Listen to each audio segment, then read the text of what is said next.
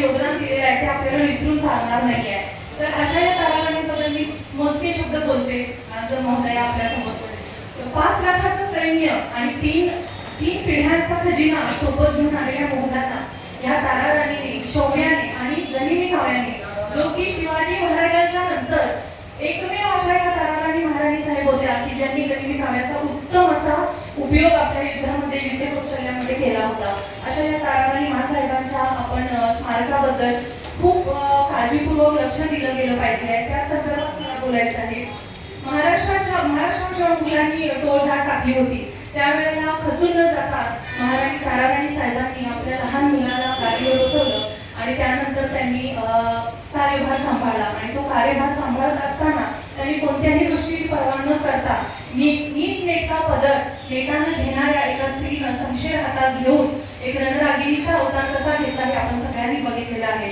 आणि हे जे स्मारक आहे हे आपलं कोल्हापुरातील एक असं स्मारक आहे की अशा प्रकारचे स्मारक फक्त पूर्ण देशामध्ये फक्त 3 स्मारक असे आहेत जे 2 पायांवरती अश्वारूढ असे हे असणार आहेत. तर अशा या स्मारकाबद्दल मला थोडं आपल्याला सांगायचं आहे. मी काही पॉईंट लिहून आणलेले आहेत, मी डायरेक्ट तिकडे वळते. तर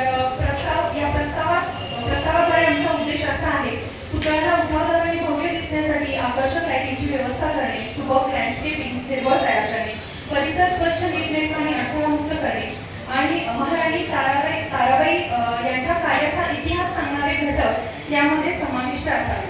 तर हा उपक्रम जर आपण केला तर तो काय संदेश देतो की कोल्हापूर आपल्या वीरांना विसरत नाही, कोल्हापूर आपल्या इतिहासाचा सन्मान करतो आणि कोल्हापूर आधुनिकतेकडे वाटचाल करत असताना आपल्या संस्कृतीशी घट्ट जोडलेला आहे.